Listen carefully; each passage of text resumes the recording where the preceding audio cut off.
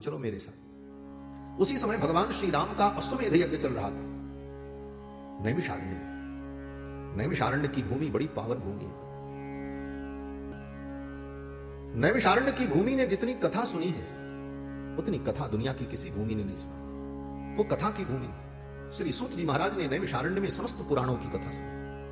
ये भूमियां जो है ना महाराज, अलग अलग तीर्थ, इन सब तीर्थों का भी अपना अपना अलग अलग महत्व है, स्वरूप है। वृंदावन की भूमि कैसी भूमि? बोले प्रेम की भूमि। वृंदावन में जाओ तो वहां प्रेम प्राप्त हो। क्यों? बोले वो प्रेम की भूमि। काशी बोले ज्ञान की नगरी, अयोध्या बोले वैराग्य की नगरी, और नैमिषारण्य बोले कथा की भूमि। नैमिषारण्य की धरती ने जितनी कथा सुनी उतनी कथा कहीं दुनिया में।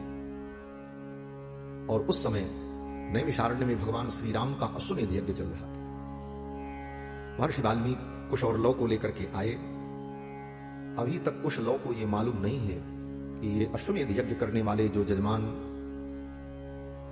राजाधिराज श्री रघुनंदन हैं, ये मेरे पिता हैं, ये इनको मालूम नहीं।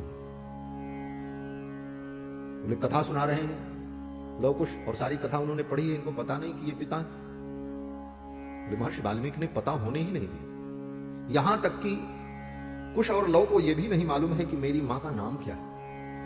बोले मां का नाम इनको पता चल जाता तो कुश और लौ को यह ज्ञात हो जाता कि ये सीता वही है जिनका त्याग राम जी ने किया, तो राम जी तो मेरे पिता हैं। इसलिए महर्षि वाल्मीकि ने इनको कभी ये अनुभव होने ही नहीं दिया। लौ कुश का जब जन्म होने वाला था तो महर्षि वाल्मीकि को चिंता हुई कि बालक का जन्म होगा, बालक का जात कर्म संस्कार कौन करेगा? जात कर्म संस्कार तो पिता करता है, अथवा चाचा करते हैं, अथवा बाबा करते हैं। पितृकुल का कोई पुरुष जात कर्म संस्कार करता है, और इनके पिता यहां आ नहीं सकते, संभव नहीं। इन बालकों का जात कर्म कैसे होगा? वाल्मीकि जी को बड़ी चिंता हो रही थी। श्री जानकी जी को प्रसव वेदना जब होने लगी तो वाल्मीकि जी कभी कुटिया में जाते, कभी बाहर निकलते, मैं क्या करूं, इन बालकों का जात कर्म कैसे होगा? तब तक शंखत ध्वनि सुनाई पड़ी, और वाल्मीकि जी ने देखा श्री शत्रुघ्न लाल सेना लेकर के लवणासुर के ऊपर आक्रमण करने के लिए मथुरा यात्रा पर निकले हुए थे। शत्रुघ्न जी ने सोचा प्रभु का आशीर्वाद तो मुझे मिल गया, लेकिन मां श्री जानकी का भी आशीर्वाद मिल जाए तो मैं अपने कार्य में सफल हो जाऊं। इसलिए शत्रुघ्न जी ने सोचा कि इधर से होते हुए वाल्मीकि महर्षि के आश्रम से होकर के मां जानकी का दर्शन करके मैं मथुरा के लिए प्रस्थान करूं, लवणासुर का वध करने के लिए। और उसी रात्रि में शत्रुघ्न जी महाराज पहुंच गए। किस रात्रि में? बोले यामेव रात्रिम शत्रुघ्न पर्णशालाम समाविशत तामेव रात्रिम सीतापि प्रसूता दारकद्वयम्। उसी रात्रि में सीता ने सुंदर दो पुत्रों को जन्म दिया। श्री शत्रुघ्न लाल जी ने जात कर्म संस्कार संपन्न कराया, और मां जानकी का आशीर्वाद प्राप्त करके वो तो विदा हो। लेकिन दोनों कुमार जब बड़े हुए, कुश और लौ, तो एक दिन कुश और लौ ने पूछा मेरी मां का नाम क्या है, मेरे पिता का नाम क्या है? तो महर्षि वाल्मीकि ने कहा बेटा तुम्हारी मां का नाम वन देवी, सीता नहीं बताया, कहा इनका नाम वन देवी। बोले मेरे पिता का नाम क्या है? मेरे मित्र पूछते हैं तुम्हारे पिता का नाम क्या है। तो महर्षि वाल्मीकि ने कहा बेटा अगर कोई तुमसे तुम्हारे पिता का नाम पूछे तो उससे कहना कि जब पुत्र अपने पिता के घर में रहता है तब उसके पिता के नाम से उसका परिचय होता है। नाना के घर में हो तो उसके मां के नाम से उसका परिचय होता है। बच्चा ननिहाल में हो तो वहां के लोग पूछे कि तुम्हारे पिता का क्या नाम है, तो वहां के लोग उसके पिता को क्या जाने, उसकी मां को लोग जानते हैं, तो उस गांव की बेटी है मां, तो मां से उसका परिचय हो जाता है। अमुक देवी का ये पुत्र है तो लोग जान जाते हैं। वाल्मीकि जी ने कहा बेटा अगर कोई तुमसे तुम्हारे पिता का नाम पूछे तो कह देना कि मैं गुरुकुल में रहता हूं, और गुरुकुल में रहने वाले ब्रह्मचारी का परिचय उसके गुरु के नाम से होता है, पिता के नाम से नहीं। मेरा नाम बता देना, मैं महर्षि वाल्मीकि का शिष्य हूं। पिता के नाम को जानने की तुम्हें कोई आवश्यकता नहीं। दोबारा कभी भी कुश और लौ ने महर्षि वाल्मीकि से पिता का नाम पूछने का साहस नहीं किया। केवल एक बार आचार्य ने कह दिया, अब दोबारा पूछने की हिम्मत। इसलिए लौ और कुश को अपने पिता का नाम भी ज्ञात नहीं, मां का नाम भी ज्ञात नहीं। संपूर्ण रामायण कथा याद कर लेने के बाद, गाने के बाद भी उनको यह पता नहीं है कि ये मेरे पिताजी का ही चरित्र है, मेरी मां का चरित्र। इस रहस्य को रहस्य बनाए रखा महर्षि वाल्मीकि ने। क्यों? इसलिए कि इस कथा को सुनकर लोगों के हृदय में जो जानकी जी के चरित्र को लेकर संदेह है, वो संदेह दूर करना। रामायण की रचना का मुख्य उद्देश्य यही है कि अयोध्या वासियों ने श्री जानकी जी के चरित्र पर जो संदेह किया, उस संदेह को दूर करने के लिए महर्षि वाल्मीकि ने रामायण की रचना की। इसीलिए सीतायाश्चरितम महत, ये सीता जी का महान चरित्र। भगवान श्री राम का अश्वमेध यज्ञ चल रहा था नैमिषारण्य में। महर्षि वाल्मीकि ने कहा चलो, पृथ्वी के चक्रवर्ती सम्राट राजाधिराज श्री रघुनंदन का अश्वमेध यज्ञ हो रहा है और उस यज्ञ में चलकर तुम्हें इस गाथा को सुनाना। महर्षि वाल्मीकि आए लेकर के, और जहां पर अश्वमेध यज्ञ चल रहा था वहीं से थोड़ी दूर पर एक कुटी बनाई, क्योंकि यज्ञ कोई 1-2 दिन का तो था नहीं, 1 वर्ष का यज्ञ था। अश्वमेध यज्ञ 1-2 दिन में नहीं होता, 360 दिन लगते हैं। 1 वर्ष तक यज्ञ चलना था। आए और कुटी बनाई, निवास किया, और महर्षि वाल्मीकि ने लौकुश से कहा बेटा अब तुम्हें यह कथा यहां घूम घूम करके सुनानी है, क्योंकि 1 वर्ष तक अश्वमेध यज्ञ चलना था, इसलिए पूरा राज दरबार वहीं उपस्थित था। तीनों माताएं और तीनों रानियां, उर्मिला, श्रुतकीर्ति, मांडवी, भरत, शत्रुघ्न, लक्ष्मण, संपूर्ण परिजन पुरजन सब लोग नैमिषारण्य में थे और सब प्रकार की वहां व्यवस्था थी। वहीं राज दरबार लगता था, वहीं से शासन का संचालन भी होता था।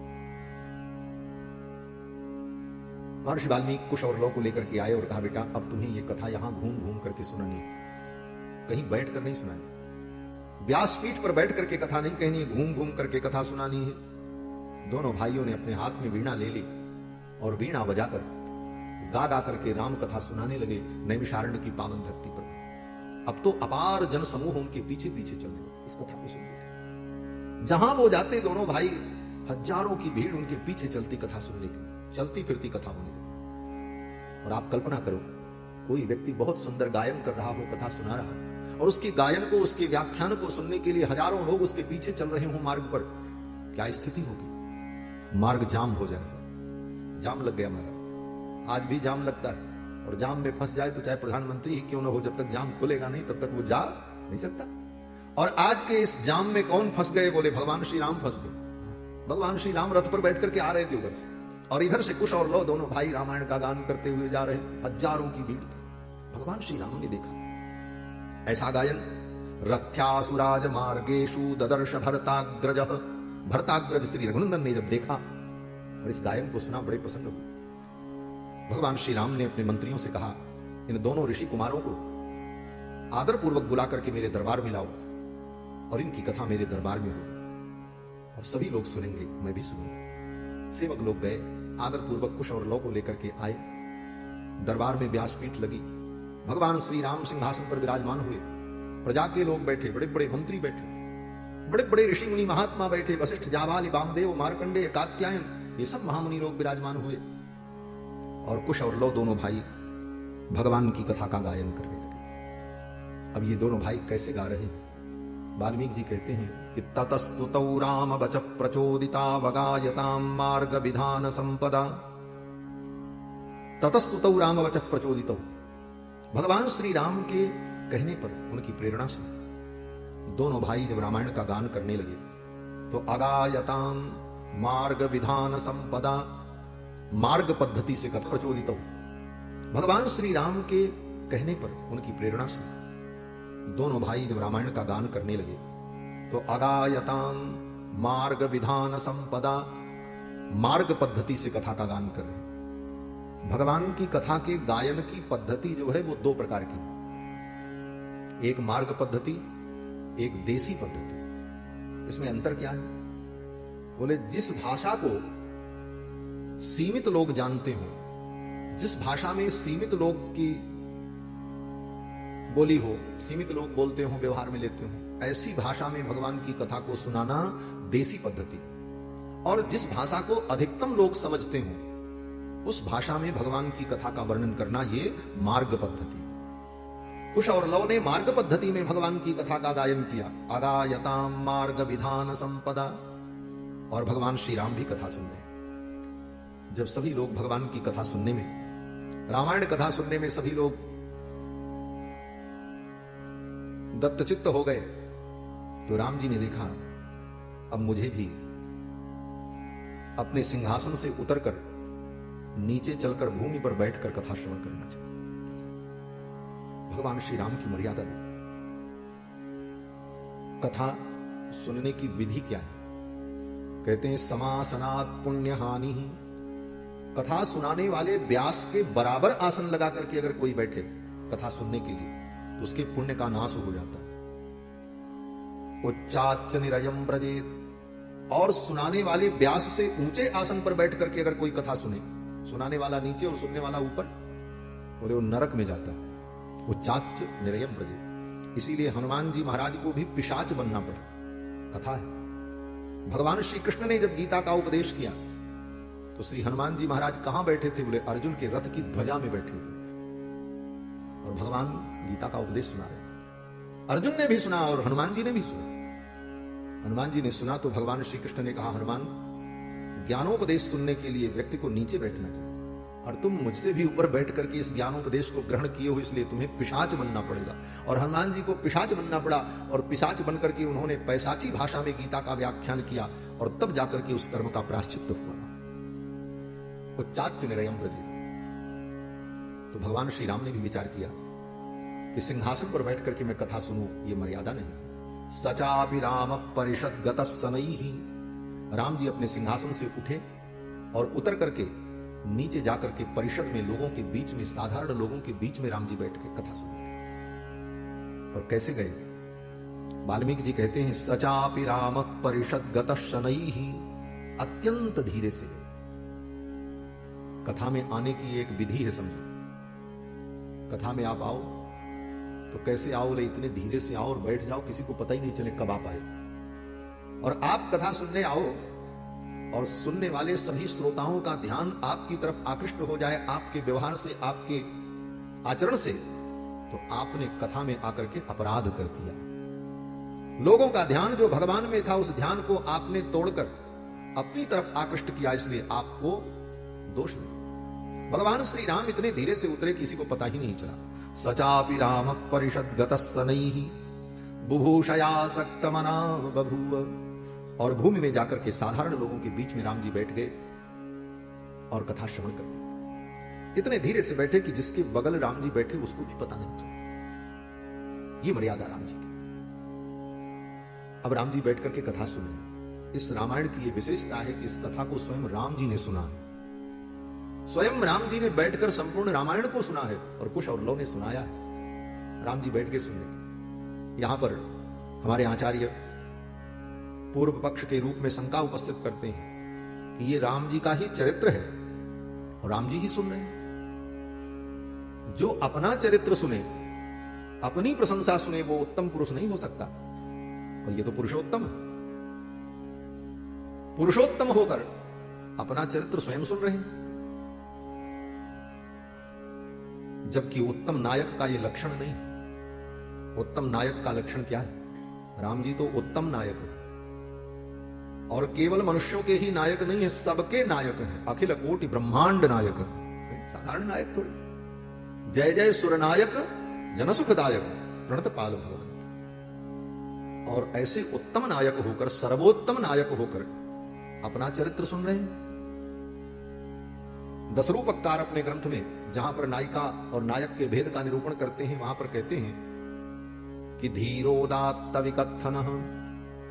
नायक के अनेक भेद हैं। धीर नायक, उद्धत नायक, धीर ललित नायक, ये सब नायक के भेद हैं। दशरूपक ग्रंथ में नायक नायिका के अनेक भेदों का वर्णन किया है। वहां पर कहते हैं धीरोदात्त अविकथन।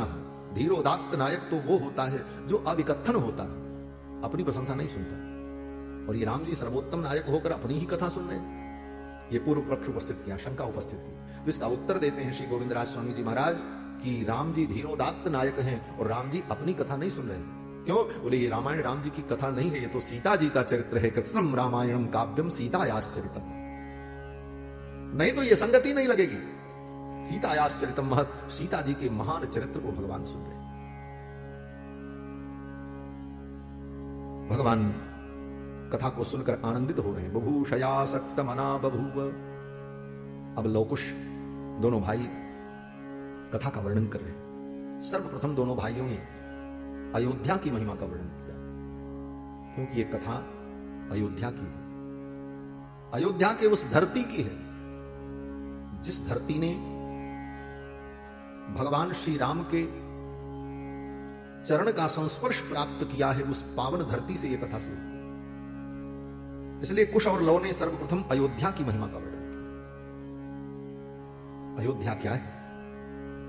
पहले तो कुश और लव वर्णन करते हैं कि संपूर्ण पृथ्वी पर शासन करने वाले राजाओं की राजधानी अगर कहीं है तो अयोध्या नगरी।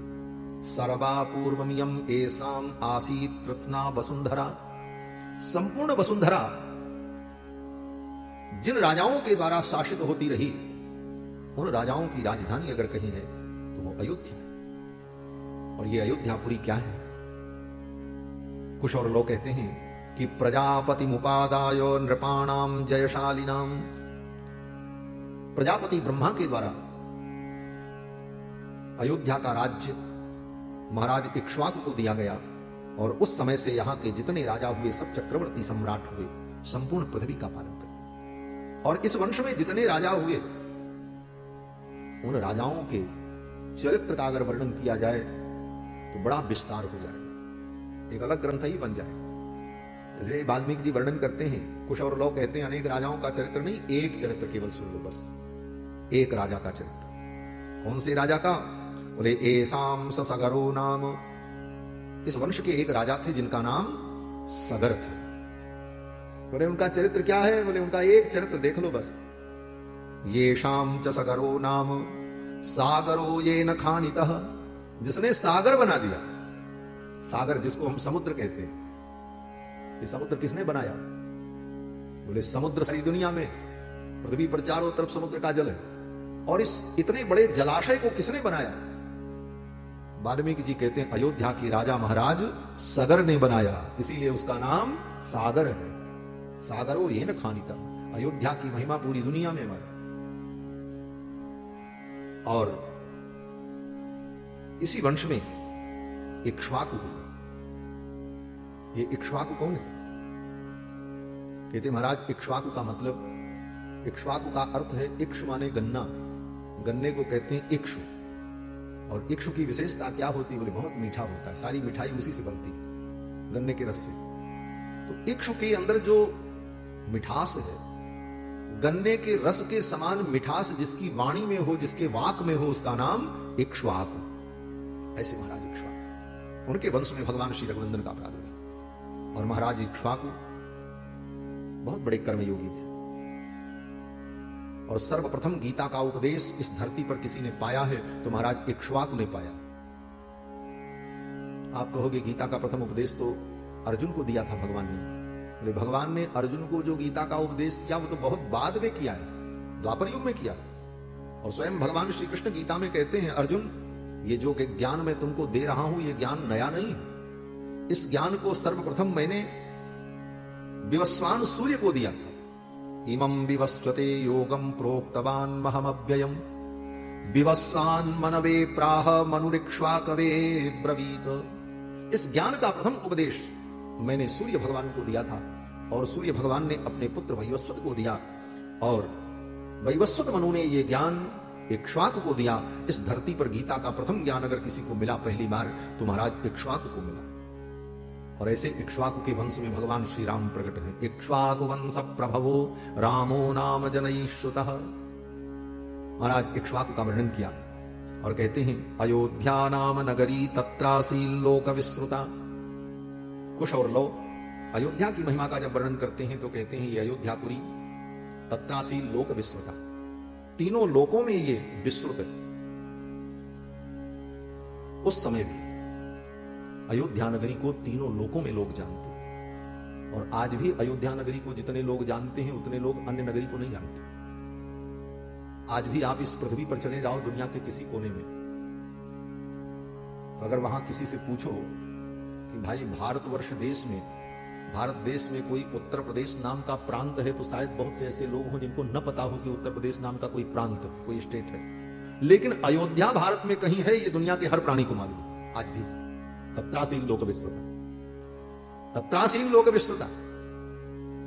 अयोध्या नाम नगरी तत्रासील लोक विस्तृता। और इस पुरी को किसने बनाया? किसी ने बनाया?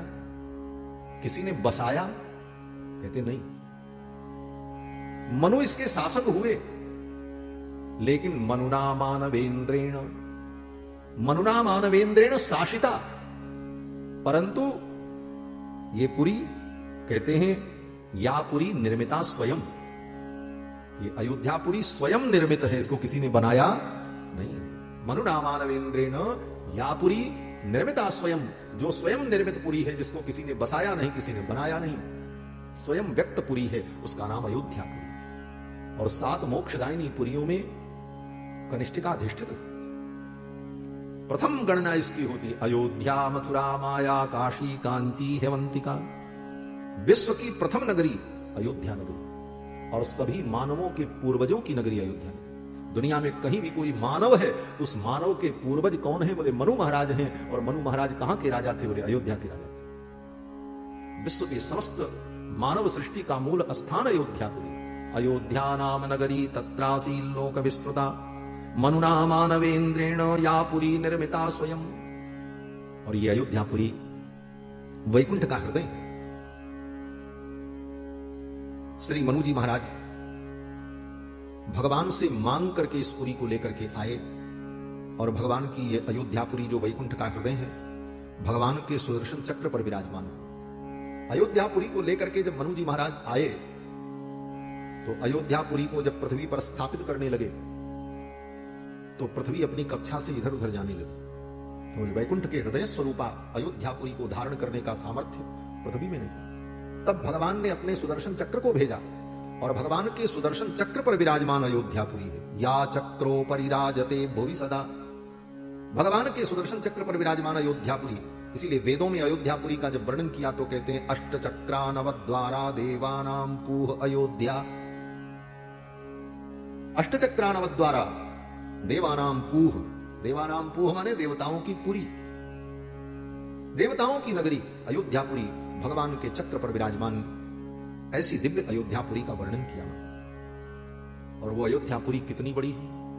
आयता 10 द्वेच श्रीमती त्रीणि विस्तीर्णा, 12 योजन लंबी और 3 योजन चौड़ी मत्स्याकृति अयोध्यापुरी का वर्णन किया। मछली के समान 12 योजन लंबी और 3 योजन चौड़ी, सरयू और तमसा नदी के मध्य का भूभाग अयोध्यापुरी वैकुंठ का हृदय। अयोध्यापुरी का सुंदर वर्णन किया। उच्चाट्टाल ध्वजवतीम शतग्नि शतशंकुलाम, जिस अयोध्यापुरी में बड़ी बड़ी अट्टालिकाएं, बड़े बड़े प्रासाद, सुंदर राजपथ, और जिस राजपथ पर प्रतिदिन सेवकों के द्वारा सुंदर सुंदर सुगंधित जल का छिड़काव किया जाता, और अयोध्यापुरी में सुंदर सुंदर उद्यान, उपवन, मनोरम स्थान, और वहां का अन्न पानी वाल्मीकि जी सब वर्णन करते। वाल्मीकि जी कहते हैं अयोध्या का जल और अयोध्या का अन्न कितना सुंदर है। वाल्मीकि जी कहते हैं शाली तंडुल संपूर्णाम, शाली तंडुल संपूर्ण, अन्न में तंडुल चावल श्रेष्ठ अन्न है, और उसमें भी शाली सर्वोत्तम। शाली तंडुल संपूर्णाम इक्षुकांड रसोदकाम, और अयोध्या का जल बोले गन्ने के रस के समान मीठा जल। और जगह तो महाराज खारा पानी मिलेगा। वृंदावन धाम ठाकुर का बड़ा अद्भुत है, लेकिन वहां पानी मीठा मिलना ही मुश्किल है। लेकिन अयोध्या का जल ऐसा मधुर, इक्षुकांड रसोदकाम, गन्ने के समान मीठा मधुर जल। ऐसा सुंदर दिव्य वर्णन अयोध्या का किया। और अयोध्या में तावग्निविद्भिर गुणवद्भिरावृताम द्विजोत्तमैर्वेद षडंग पारगैः, और बड़े बड़े वेद के विद्वान, वेद षडंग पारगैः, 6 अंगों के सहित सांग वेद का अध्ययन करने वाले बड़े बड़े वैदिक विद्वानों के द्वारा सुशोभित अयोध्यापुरी, ऐसी दिव्य अयोध्यापुरी का वर्णन किया है। यह अयोध्यापुरी भगवान का ही स्वरूप है। भगवान शंकर रुद्रयामल ग्रंथ में जब अयोध्यापुरी का वर्णन करते हैं तो भगवान शंकर भगवती पार्वती को सुनाते हुए कहते हैं कि अयोध्या च परब्रह्म, अयोध्या ही परब्रह्म का स्वरूप है। अयोध्या च परब्रह्म सरयू सगुण पुमान, और सरयू जी जो हैं वो सगुण ब्रह्म, सरयू सगुण पुमान। और तन्निवासी जगन्नाथ, अयोध्या में निवास करने वाले जो प्राणी हैं वो कौन है? बोले जगन्नाथ के स्वरूप है। अयोध्या में जो वास करते हैं, जो अयोध्या में रहते हैं वो कौन है? बोले जगन्नाथ, जगदीश। अयोध्यावासिन सर्वे जगन्नाथ स्वरूपिण, अयोध्यावासी जगदीश के स्वरूप को प्राप्त कर लेते। तन्निवासी जगन्नाथ सत्यम सत्यम वदाम्यहम, भगवान शंकर कहते हैं मैं सत्य सत्य कहता हूं, अयोध्यावासी जो है वो जगदीश के स्वरूप है।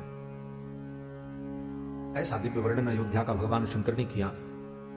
अयोध्यापुरी में सरयू जी जो प्रवाहित होती, सरयू नदी, सरयू की बड़ी अद्भुत महिमा है। गंगा की महिमा तो आपने बहुत सुनी, गंगा त्रैलोक्य पावनी, सारे त्रिलोकी को गंगा पवित्र करती। और सरयू जी बोले गंगा जी तो पवित्र करती, और सरयू जी बोले जो सरयू में स्नान कर ले वो सीधे राम जी की गोद में पहुंच जाता है।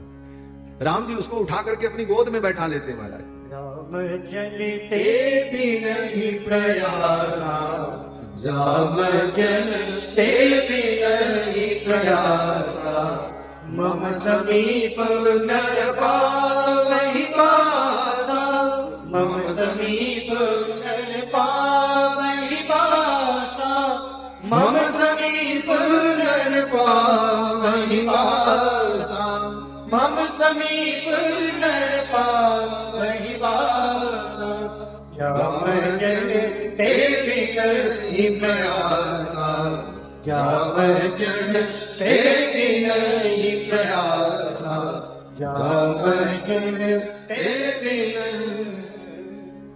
स्वयं भगवान श्री रघुनंदन कहते हैं श्रीमद रामचरितमानस में, श्रीमद रामचरितमानस भी वाल्मीकि रामायण का अवतार, वेद का अवतार वाल्मीकि रामायण, और वाल्मीकि रामायण का फिर अपरावतार अगर कुछ है तो श्रीमद रामचरितमानस, क्योंकि वाल्मीकि जी ही गोस्वामी तुलसीदास जी के रूप में प्रकट। श्री भक्तमालकार श्री नाभादास जी महाराज जब गोस्वामी तुलसीदास जी के चरित्र का वर्णन करते हैं तो कहते हैं कि कलि कुटिल जीव निस्तार हित वाल्मीकि तुलसी भयो। कलयुग के कुटिल प्राणियों का उद्धार करने के लिए, निस्तार करने के लिए स्वयं वाल्मीकि जी गोस्वामी तुलसीदास जी के रूप में प्रकट। और रामायण का एक नाम रामचरित भी है। इस रामायण का एक नाम रामचरित है। रघुवंशस्य चरितम चकार भगवान मुनि, इसका नाम रामचरित है और इसका नाम रामायण भी।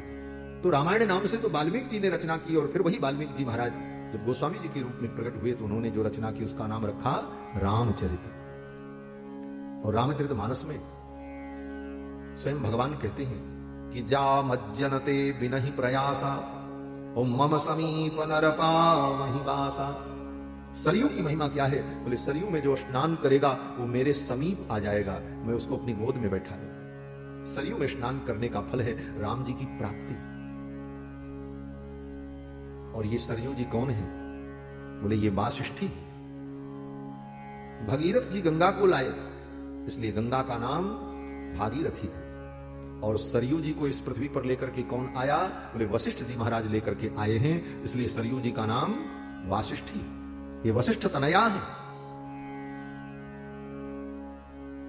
और सरयू जी की उत्पत्ति कैसे हुई? गंगा की उत्पत्ति तो भगवान के चरणों से हुई। विष्णु पादाब्ज संभूता गंगा त्रैलोक्य पावनी। वामनावतार में जब श्री वामन भगवान ने राजा बलि के अश्वमेध यज्ञ में संपूर्ण पृथ्वी को नापने लगे, संपूर्ण ब्रह्मांड को नापा, उस समय वामन भगवान का चरणारविंद जब ब्रह्मलोक पहुंचा तो ब्रह्मा जी ने भगवान के चरण को धोया। किस जल से? बोले आवरण के जल से, आवरण के जल से। प्रकृति में जो जल तत्व है उस जल तत्व से भगवान के चरण का प्रक्षालन किया ब्रह्मा। भगवान के चरण का संस्पर्श प्राप्त करके वो जल इतना पवित्र हो गया, गंगा त्रैलोक्य पावन। और वो भी दोनों चरण का नहीं, एक चरण। और उस एक चरण में भी पूरा चरण नहीं, केवल अंगुष्ठ। और अंगुष्ठ में भी पूरा अंगूठा नहीं, अंगूठे का केवल नख। और नख में भी पूरा नख नहीं, नखाग्र। बस इतना ही ब्रह्मा जी धो पाए थे, पूरा चरण कहां धो? नखोदकाम त्रिजगताम पापौ विध्वंसनम यन्नामामृत पूरकम च पिबताम संसार संतारकम पाषाणोपि यदंघि पंकरजसा शापान मुनेर्मोचिता यार्तत्राण परायणस्य भगवान नारायणो मे गति। ब्रह्मा जी ने भगवान के नखाग्र का प्रक्षालन किया। और भगवान के चरण के अंगुष्ठ के नख का अग्रभाग जल से धो लिया। वो जल इतना पवित्र, आवरण का जल, और वो गंगा त्रैलोक के पावन, सारे त्रैलोकी को पवित्र करती। और सरयू जी, बोले सरयू जी तो भगवान के अंदर से प्रकट हुई है। या स्वयं पद्मनाभस्य, या स्वयं पद्मनाभस्य नेत्र पद्मात् विनिसृता। ये सरयू की उत्पत्ति भगवान के नेत्रों से हुई। कैसे? बोले ब्रह्मा जी ने जब तपस्या की तो ब्रह्मा जी की तपस्या को देख करके भगवान प्रसन्न हुए और भगवान प्रकट हुए। और भगवान नारायण को, ब्रह्मा जी को देखकर भगवान नारायण के हृदय में करुणा समुच्चरित हुई और भगवान नारायण के नेत्रों से प्रेमाश्रु प्रकट हुए। और भगवान नारायण के नेत्र से प्रेमाश्रु जब प्रकट हुए और वो प्रेमाश्रु टपकने लगे, तब ब्रह्मा जी ने देखा भगवान के नेत्रों से प्रकट होने वाला ये जल भूमि पर गिर जाएगा तो ये व्यर्थ हो जाएगा। ब्रह्मा जी ने तुरंत अपने कमंडल में भगवान के नेत्र के उस प्रेमाश्रु को रोक लिया और फिर उस जल को ले जाकर ब्रह्मा जी ने मनसा निर्मितम सरम, अपने मन के संकल्प से ब्रह्मा जी ने एक सरोवर का निर्माण किया जिसका नाम मान सरोवर, मनसा निर्मितम सरा। और फिर उसी मान सरोवर में ले जाकर के ब्रह्मा जी ने उस जल को स्थापित किया, भगवान के नेत्रों से प्रकट होने वाले उस जल को। यहां पर एक बड़े रहस्य की बात है। आप कहोगे गंगा जी भी जल है और ये भी नेत्र का जल है, जल तो दोनों। बोले दोनों जल नहीं, दोनों में महान अंतर है।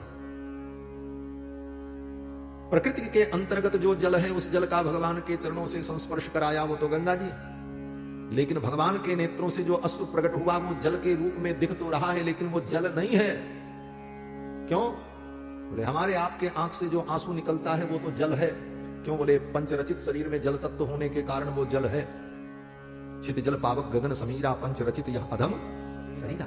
लेकिन भगवान का दिव्य मंगल विग्रह पंचरचित नहीं, वो तो चिन्मय है।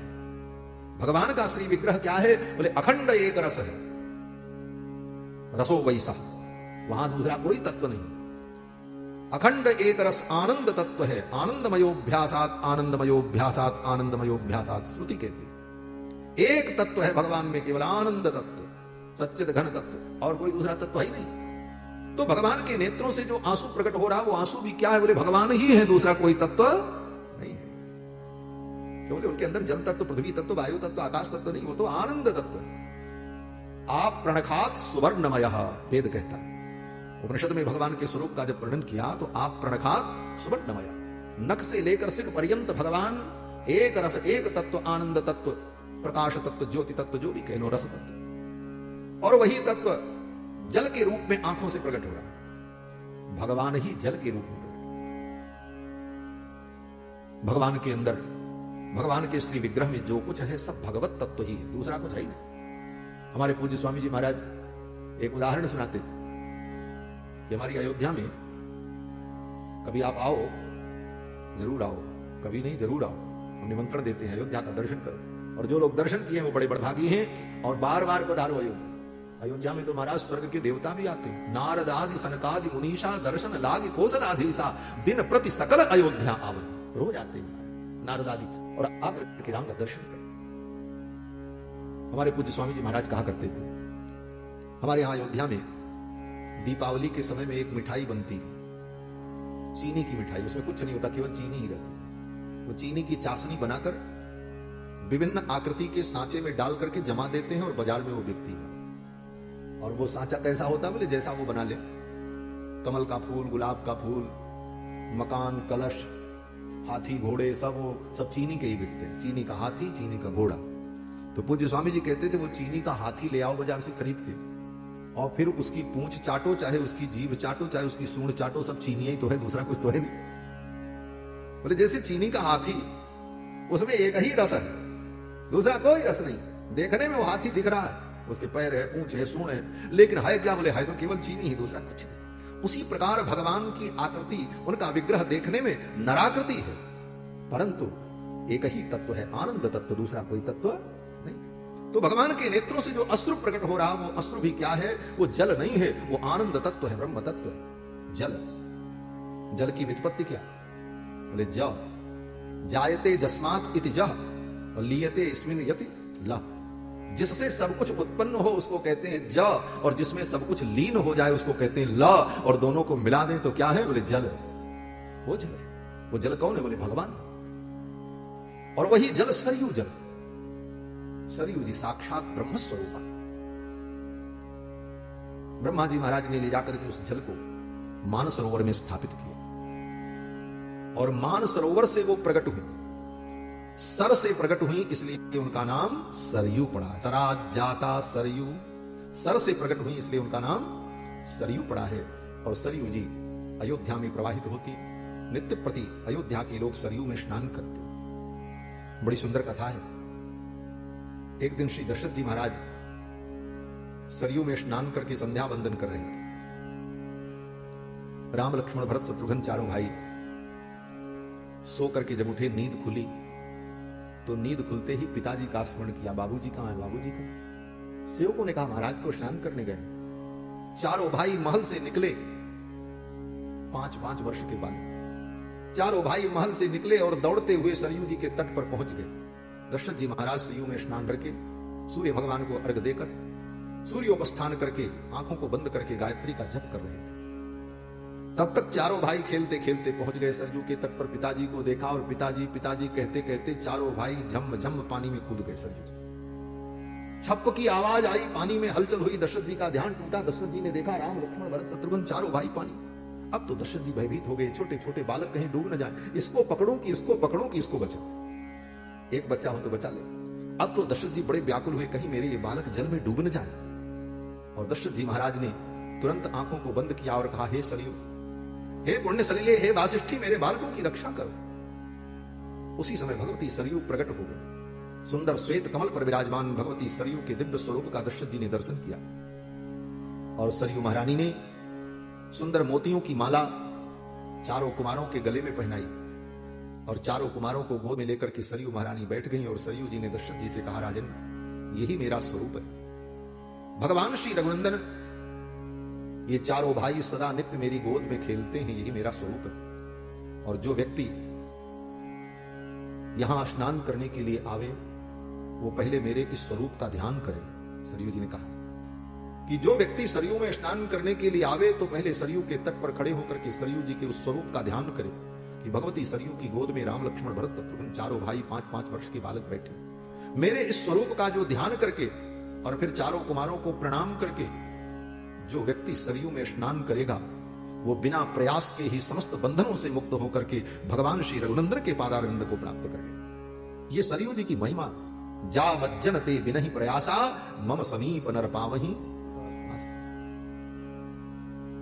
अयोध्या च परब्रह्म सरयू सगुण पुमान, तन निवासी जगन्नाथ सत्यम सत्यम वदाम्य। अयोध्या के दिव्य स्वरूप का वर्णन कुश और लव दोनों भाइयों ने किया, और फिर महाराज दशरथ का वर्णन करते हैं। तस्याम पुर्याम अयोध्यायाम वेदविद सर्व संग्रह।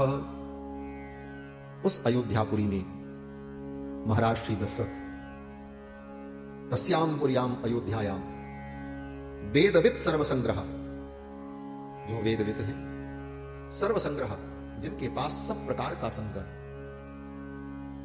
इसी श्लोक की पंक्ति का, वाल्मीकि रामायण की इसी पंक्ति का, तस्याम पुर्याम अयोध्यायाम वेदविद सर्व संग्रह, इसी पंक्ति का अनुवाद गोस्वामी तुलसीदास जी ने किया।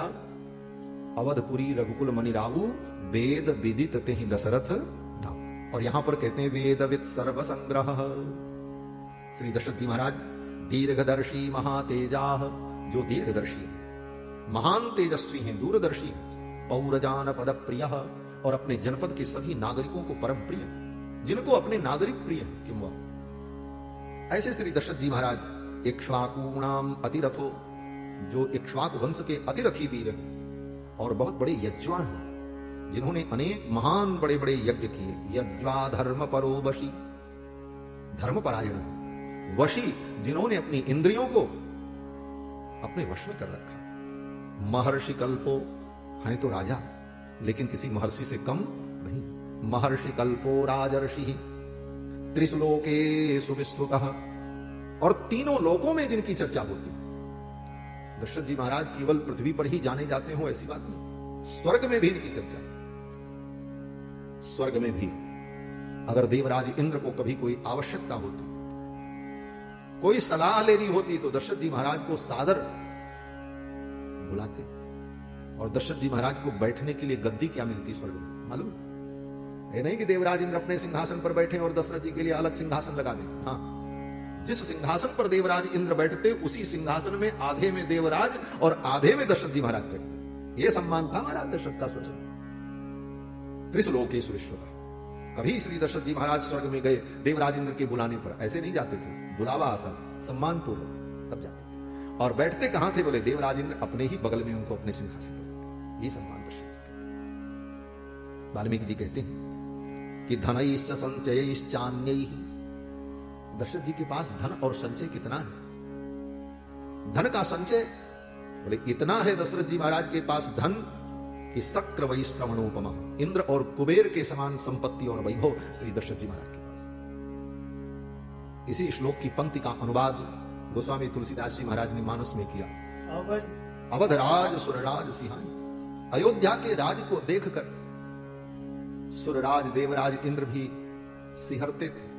उनको लगता था मेरा राज्य ऐसा नहीं, भले मैं देवराज हूं, लेकिन जो अयोध्या है। दशरथ धन लखी धनद लजाही। दशरथ जी के धन को, कोष को देखकर कुबेर को भी लज्जा होती थी। हम तो केवल नाम के फाइनेंस मिनिस्टर, देवताओं के वित्त मंत्री हैं, लेकिन हम तो नाम के हैं। खजाना तो दशरथ जी के पास। अवध राज सुरराज सिंहाही, दशरथ धन लखी धनद लजाही। ऐसे चक्रवर्ती सम्राट श्री दशरथ जी महाराज। दशरथ जी के संपूर्ण चरित्र का वर्णन गोस्वामी तुलसीदास जी ने 2 पंक्तियों में किया महाराज। अवधपुरी